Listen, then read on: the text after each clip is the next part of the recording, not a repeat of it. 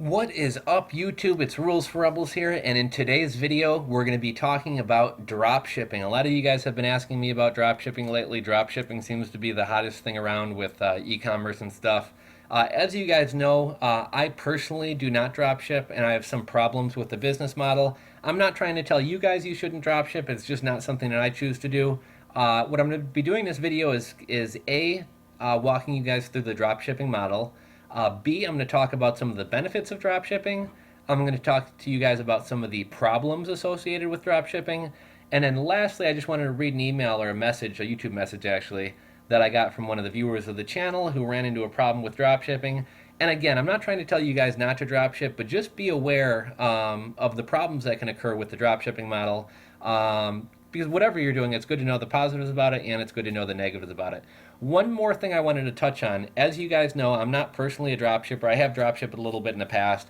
I use a little bit of Amazon's multi-channel fulfillment, which I guess you could consider dropshipping, although I'm the one that's actually the dropshipper. So, when you're the dropshipper and the seller, I don't think you really consider it dropshipping. But one thing I wanted to throw out there right off the bat, I know a lot of you guys who watch my channel are into dropshipping. So if any of you guys who are more experienced than me with dropshipping or who do it more regularly than me would like to come onto the channel and make a little, quick 2-minute, 5-minute, 10-minute long video, telling people, you don't have to tell people exactly what you sell or anything like that, but if you wouldn't mind coming on and explaining the dropshipping model, problems that you've run into, how to avoid problems, how to avoid scams, and just kind of share your experience with dropshipping, I'd love to have you guys on. I get a lot of interest in dropshipping from people, and because I'm not personally a dropshipper, I'm probably not the best person to talk about this business model. So any of you guys out there who do dropshipping, I would love to have you on the channel and do a guest vlog and kind of talk a little bit about it. But without further ado, let's get right into here. So here you have your customer at the top left, right? Now your customer is going to place an order on your website, or eBay. It could be a Shopify website. It could be eBay. The customer then pays you. That money goes to you, the seller. And then once that money goes to you, you're going to take your profits and go buy the item from the dropshipper. So we'll just use hoverboards for an example. So you're able to buy hoverboards from a dropshipper for $200. You're going to sell them on your website for $400, and you're going to pocket that $200 difference. So basically you get the $400 from the customer, you're going to pass along $200 to the dropshipper, you're going to keep your profit margin, which is the other $200, minus, Shopify fees or PayPal fees, whatever. You're then going to pass that order along to the dropshipper, who's going to process the order and send the product to the customer. Now, this right here says your job ends here. Your job really doesn't end here. If the customer has a question about, hey, I ordered this item, what's my tracking number? They're going to come to you. They don't know that the dropshipper exists. For all they know, they're ordering from you. So they're going to come to you. You need to get that tracking number from the dropshipper and provide it to the customer. If the package gets lost in the mail, again, the customer is not going to go to the dropshipper. They're going to go to you. You're responsible for this. This isn't necessarily a common thing, but technically, for the next 6 months, your job isn't over because the dropshipper got paid, the dropshipper shipped it. The dropshipper's job is over. However, customers have up to 6 months to do a credit card chargeback. So let's just say, for example, 3 months down the road, this customer's hoverboard stops working. This customer is either going to contact you and want a return or a refund, or they may do a credit card chargeback, in which case you're going to find out, oh wow, that $400 I got from the seller has been pulled back. So now they have your hoverboard and they have your $400, and you're left holding the bag, and you're out the $200 that you spent on a dropshipper to ship that item to the customer. Now you can fight this chargeback and try to get your money back, but as we all know, more likely than not, the customer wins most chargebacks, so you're out that money. Now, this could happen to somebody holding their own inventory or a dropshipper. However, where the difference is, in my opinion, in my experience, if I'm buying hoverboards, and I realize that they're an expensive and bulky item, so they're not ideal to have to hold inventory in, but if I'm buying hoverboards in bulk from China and shipping them over here by sea, I'm probably getting my hoverboards for $70 to $90 per board. So whereas you're making a 50% margin, I'm making a bigger margin. So if I have a couple of successful transactions under my belt, I'm going to make, I'm going to have plenty of money in the bank to fall back on because I'm making better margins. You, for example, you're out $200 plus you're out we'll just say you're out $200 for the hoverboard. Now you have to make a whole nother sale just to get back to even. So one of my complaints about drop shipping is that it doesn't have huge margins. The whole point of getting huge margins is because A, you're importing, and B, you're buying items in bulk. When you're drop shipping, you're buying one item at a time. So you're not getting a bulk discount. You're not having to go through any of the headaches of importing, so you're not really getting the importing discount. And lastly, the dropshipper is also going to charge you some type of fee for processing the order and basically doing all the work for you. So, in my opinion, you're leaving a lot of money on the table with dropshipping because you're not getting the best price on your wholesale items. However, there are benefits to dropshipping. When you're a dropshipper, you can have a lot larger product catalog than me. So, for example, I'm probably not going to have 100 different SKUs on my website because that's a lot of inventory to hold on to.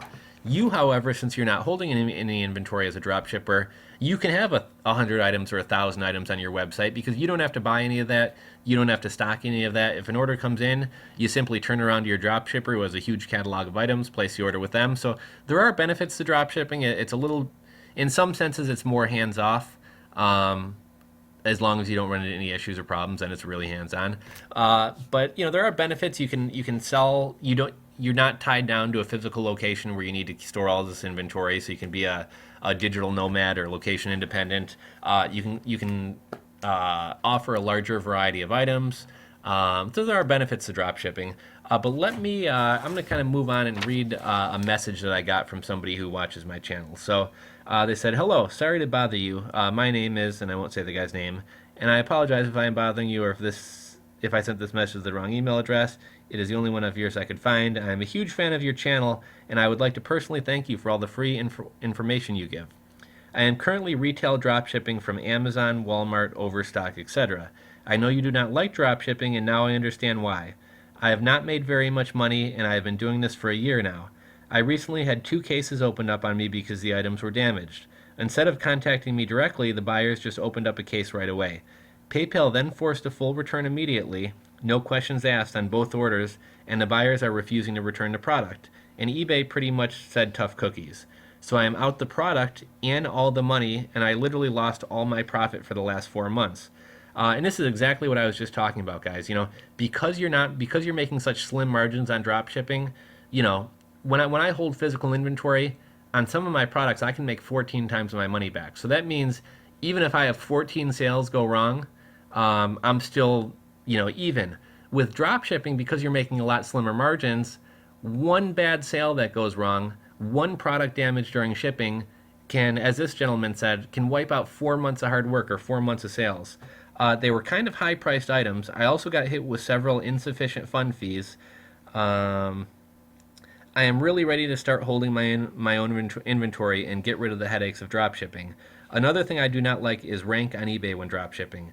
I have to find profitable items that are selling that I can still make a profit on. I have to sit at the computer and research for 4 hours and then list 5 or 10 items per day just to keep my ranking up on eBay. My question is, do you still have to list 5 to 10 or more items a day to keep profitable on eBay when you carry your own inventory? I would much rather take several trips a day to the post office and sit at my computer doing research and list items for 8 to 12 hours per day on the computer to get 2 sales per week. Any information you could give would be great, and maybe you could share your answer on your YouTube channel for everyone else to see. Thank you so much for your knowledge, and please take care." So thank you very much. I guess you told me I could share this. So thank you very much, Cody.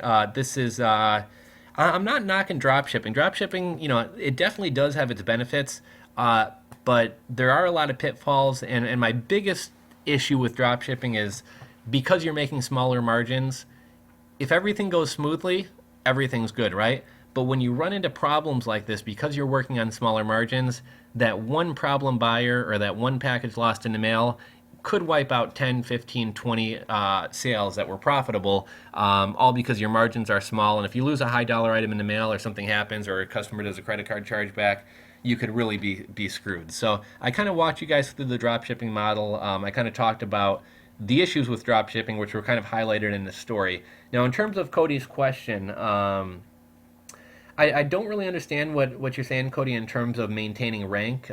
Basically, your rank on eBay searches is based on a number of different factors. It's how well optimized your listing is. That means how many pictures do you have, how many item descriptions, or how many item specifics do you have? Do you have a long and informative title? I'm sorry, a long and informative description. Do you have a well optimized title, meaning do you have the proper keywords and keywords that people are searching for in there? And those are all things that help you rank. Your feedback and your seller rating also play into it. Whether you offer free shipping, whether you offer returns plays into it as well.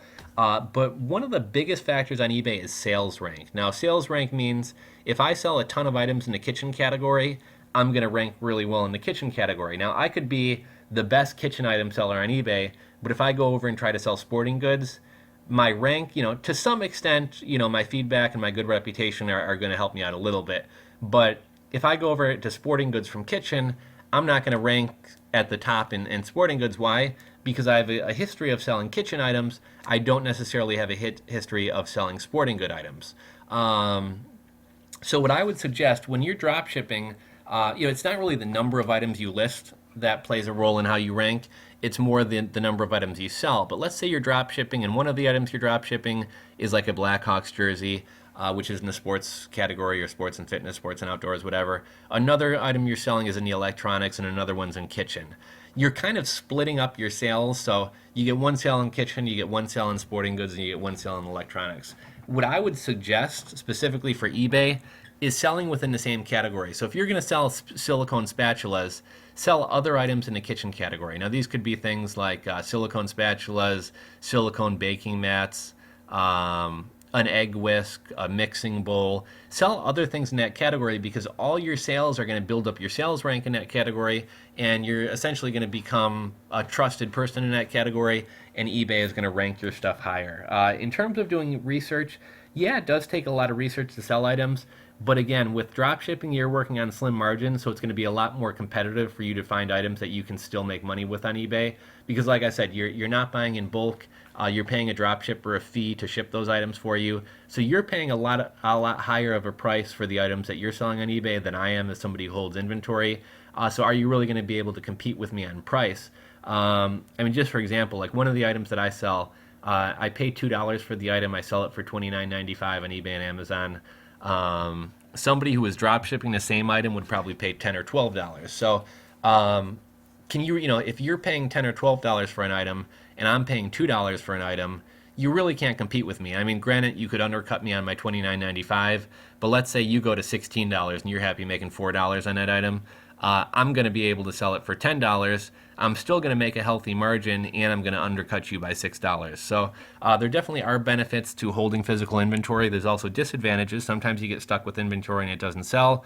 Everything we do, there's pros to it and there's cons to it. Everything has an upside, everything has a downside. So I kind of just wanted to make this video quickly to kind of walk you guys through the drop shipping model, to express my issues about drop shipping. And also, I just wanted to share this gentleman who messaged me through YouTube story to kind of maybe warn other people about this. And actually, I may message him and see if he'd be interested in coming on the channel and kind of sharing his experience, or sharing some of the pitfalls that he's found with drop shipping. Like I said, one thing I want to do moving forward that I kind of mentioned in the when I hit 10,000 subscribers, I made a video kind of touching on where I wanted to take this channel in the future, and I wanted to get more audience involvement. I want some of you guys coming on doing guest vlogs and guest blogs and things like that. So if any of you guys out there are drop shippers and would like to come on the channel and drop some knowledge on the audience, I would love to have you on. Email me at rulesforrebels@gmail.com. Hit me up on Twitter, rulesforrebels. Hit me up on Instagram, whatever. But I'd love to get you guys involved and have some of you guys on. I'm not an expert on drop shipping, so I'd love to get some of you guys who are experts in drop shipping on here. Thank you very much for watching, guys. Give this video a thumbs up if it helped you out. If you're not subscribed, just to the bottom left of this video, click that subscribe button. Check back for more videos, and we will talk to you guys soon.